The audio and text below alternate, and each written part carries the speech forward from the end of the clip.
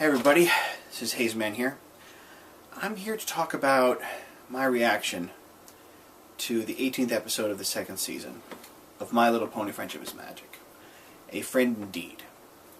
In this episode, we center on the character of Pinkie Pie, who is rejected in friendship from someone new. Of all the episodes that I knew about ahead of time, this is the one that I looked forward to the least. And it's not because I dislike Pinkie Pie, which I don't. It's because it didn't seem like there was any real character to be done in the episode. And I watched it like 8 times this morning. I watched it a couple times last night, and I guess it's my favorite episode because I just can't get enough of it. I mean, there's the novelty to it. Maybe that hasn't worn off yet, but we establish going into the musical number that Pinkie Pie knows everyone to the point where she considers everyone a super awesome friend, everyone in Ponyville, and she knows everyone's birthday and can, read off charts like Rain Man or something. And that comes into play at the end when she finds out that Cranky Doodle, the reason why he's so cranky is because he's been searching for Penelope. He's been searching for the love of his life, and he never found her. So naturally, he's cranky. And I have to wonder what his name was before that happened to him. But he's moving to Ponyville essentially to become a hermit, to cut off ties with all people, and he's just totally miserable. And when you're in a cranky mood, the last person you need in your face is someone like Pinkie Pie. But because Pinkie Pie is who she is, and because the character traits that were introduced in the beginning of the episode, she's able to piece together what is Cranky's backstory, even though Cranky is not forthcoming in the least. She managed to piece together that the pony the donkey he's been pining for was Matilda, which is someone who lives in Ponyville. And because Pinkie Pie is Pinkie Pie, and because she knows everyone in Ponyville, and because she tries to be friendly with everyone in Ponyville, she's like a walking directory, a walking Google. And so she managed to just call up his lost love that he's been missing all this time. So the solution to the episode was character-based. It wasn't something dropped into the lap from outside, which is what I was really, really afraid what was going to happen. And, it's not anything monumental, but it is character-based. And it does say something about Pinkie Pie. And this it brings up an interesting lesson, but it's not a lesson that you're going to get probably on the first viewing, and it's probably something that's going to go over the heads of the intended audience of the show. Pinkie is pushing herself onto someone else, trying to be their friend.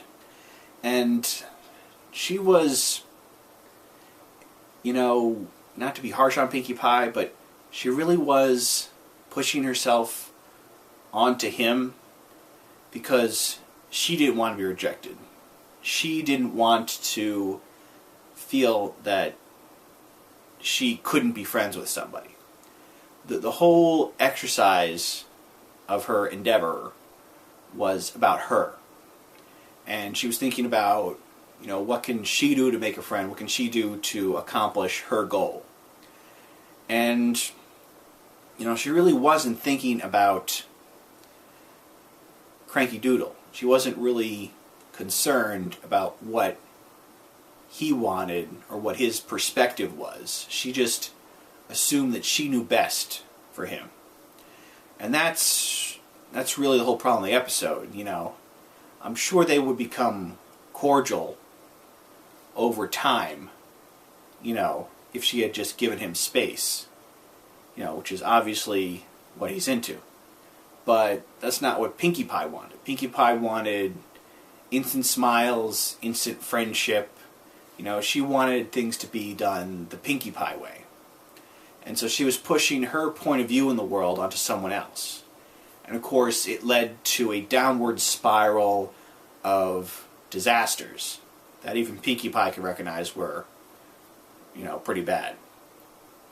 And the story didn't really resolve until Pinkie Pie decided to, give up on her own interests, kind of give up on, literally she said she's going to give up on being his friend and give up on even being cordial with him, have him, accept her apology.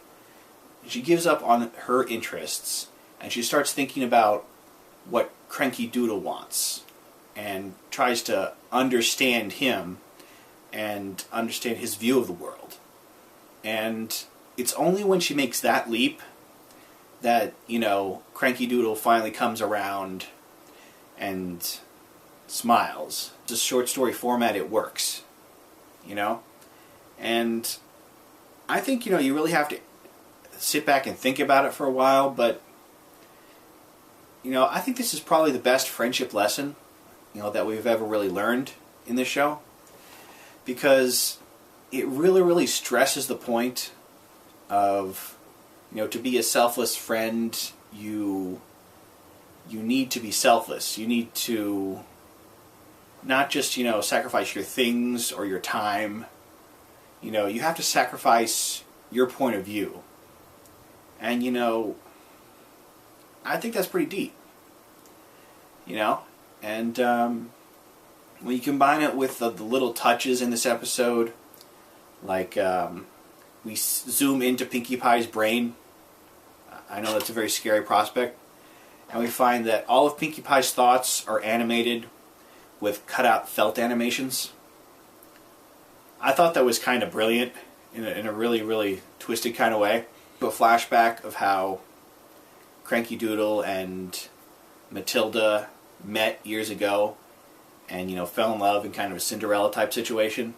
You actually hear the old, 1920s, 1930s projector noise, and the whole thing, flashback is done as if it was an old black and white movie.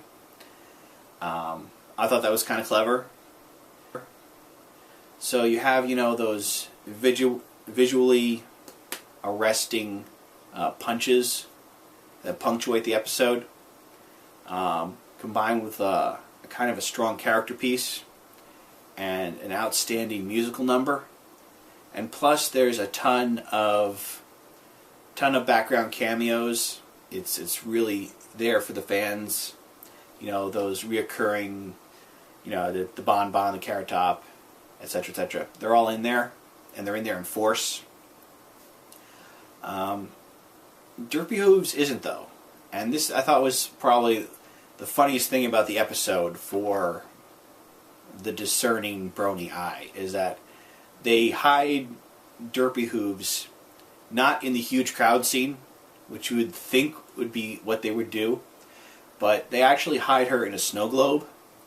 And I think I kind of assumed that they were going for a St. Elsewhere joke, but when they whip out the snow globe, they see that Derpy Hooves is lost inside the snow globe, which is probably the most non sequitur, fourth wall breaking thing in the episode.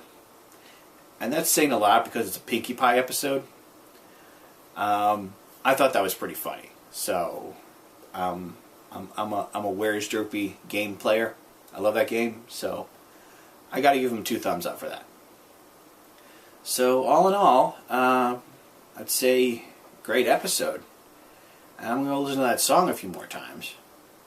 And please, if you're like me and you looked at the description of this episode and were like, I'm not going to be into that, please give it a second look, please, because I was very, very surprised by this episode. And so this is Haze Man signing off.